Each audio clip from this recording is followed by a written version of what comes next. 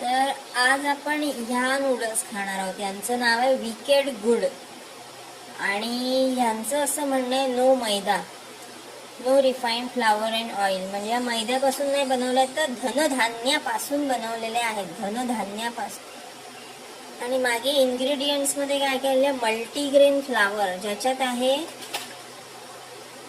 मूग डाळ, oats, brown rice, ज्वारी, होल व्हीट म्हणजे आपलं गहू, आणि परत काहीतरी स्टार्ची मटेरियल आहे, ग्लुटन, सॉल्ट. या धनधान्यापासून बनवलेल्या नूडल्स आहेत आणि म्हणून या 2 मिनिट्समध्ये होत नाहीत बरं का. चांगल्या 8 ते 10 मिनिटं या उकडवाव्या लागतात. आणि किंमत पण या धनधान्याच्या नूडल्सची दणकून किंमत आहे, 60 रुपये. तर आता ट्राय करून बघूया.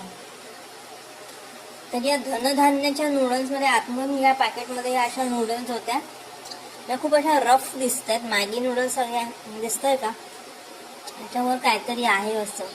मॅगी नूडल्स सारख्या छान मऊ चिकन्या नाही आहे. हे सीझनिंगचं पॅकेट आहे. आज चुरा, आणि मी हा चुरा खाल्ला ना, हा आपल्या मॅगी कसं कच्चं खातं तेव्हा किती छान लागतं, टेस्टी. हे असं काहीच लागत नाही, लय बेकार लागतंय सध्या तरी. आता हे शिजवून खाऊन बघणार मी. वाय नूडल्स तर मला कच्च्याच खायला आवडतात, पण हे कच्चं तुम्ही नाही खाऊ शकत. कदाचित त्याच्यात खरोखरच धनधान्य आहेत. तर हे आपलं शिजून आलेलं आहे. याला खरोखरच मी 10 मिनिटं पूर्ण शिजवलं बरं का. हे 2 मिनिटाचं काम नाही, याला पूर्ण 10 मिनिटं लागतात. आणि याला पाणी पण जास्त लागतं.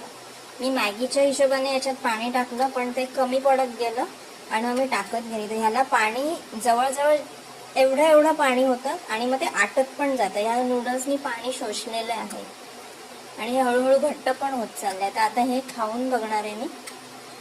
थोडं थंड होऊ द्या. हे टोप पण डबांग फिरतोय माझा, बघते मग. आता मी खाऊन बघितलंय थोडं. तर ह्याचं ॲनालिसिस असं आहे की नूडल्सला टेस्ट जी असते ना, ती टेस्ट मेकरची असते.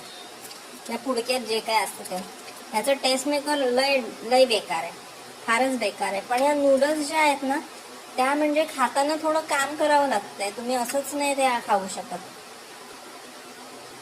ह्यांना चावावं लागणार आहे या नूडल्सना.